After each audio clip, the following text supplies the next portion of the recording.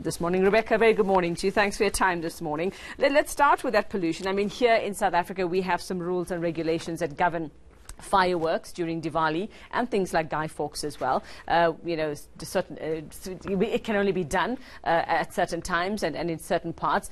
Are there any rules in India, especially after what we saw happening with pollution last year? There was a case that came up in the Supreme Court. There was a call for a ban potentially on fireworks and firecrackers being used during Diwali like this. However, the Supreme Court last week decided not to put a blanket ban in place. However, it did introduce certain restrictions. It said that on the day of Diwali that fireworks should only be used during a 2-hour period. It also put a ban on online sales of firecrackers.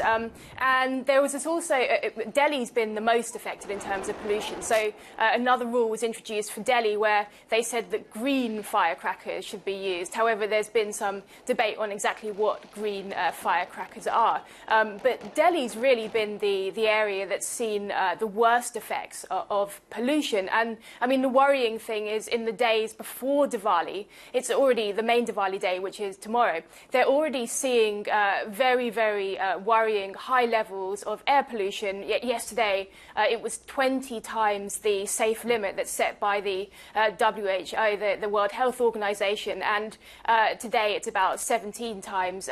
Very, very poor visibility, people being warned not to go outside if they can avoid it, people wearing masks, and there were these startling figures that came out recently from the World Health Organization that said that in 2016, 100,000 children under the age of 5 died because of toxic air in India. So this is really an area that's getting a lot of attention at the moment. In fact, there's been some talk of perhaps some protests taking place outside the Environment Ministry today because of these air pollution problems, which is particularly worrying ahead of Diwali when all these firecrackers will be used. Now, Rebecca, I would imagine it would be very difficult, I mean, despite restrictions and regulations, to actually police or manage this. I mean, considering the population, and Delhi itself being so vast. I mean, what are the penalties? We have fines here. We have penalties if somebody does sort of break the rules and if somebody's unreasonable. Is it easy maybe to work like that in India, in places like Delhi, where you can hold somebody or fine them or throw them in jail for this?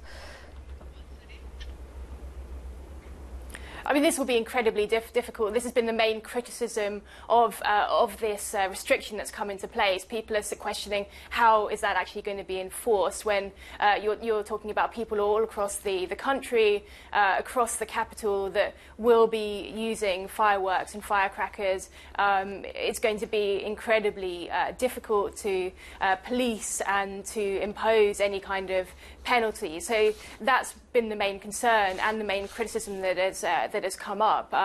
State governments are also kind of introducing their own restrictions. Even in Mumbai, you can still see today there's some kind of haze over the air.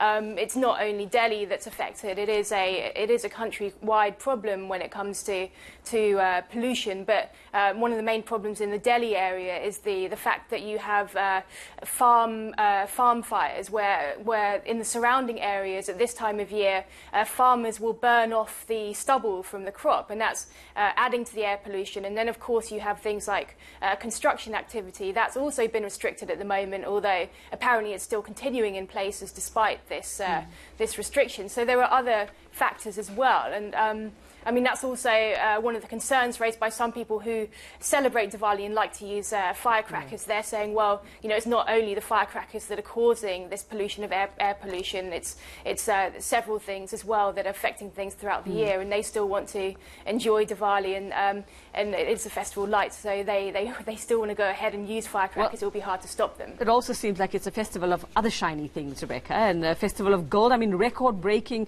gold sales ahead of Diwali. I mean, we don't really get gold for Diwali, but something I think we must try and start here. But tell us about that very quickly if you can. Indians love gold, and this is the peak time of year for buying gold, being the festival of lights. So it's seen as an auspicious, a lucky time to buy gold. If you buy gold at this time of year, many Hindus believe that it will bring good luck and wealth. So definitely it looks like a lot of people are flocking to the jewellers to buy gold. But apparently some jewellers are quite disappointed because prices are high at the moment. The rupee is very weak, which is making imports of gold much more expensive. So that's perhaps limiting the amount of gold that Indians are buying this time of year, although certainly it will be up on other times of year, and it is a peak buying period when it comes to that precious metal. I suppose a tradition started by a jeweler somewhere. Thank you very much, Rebecca Bandan in India, ahead of the main Diwali celebration that happens there tomorrow. And time to bring you back home a bit, partner.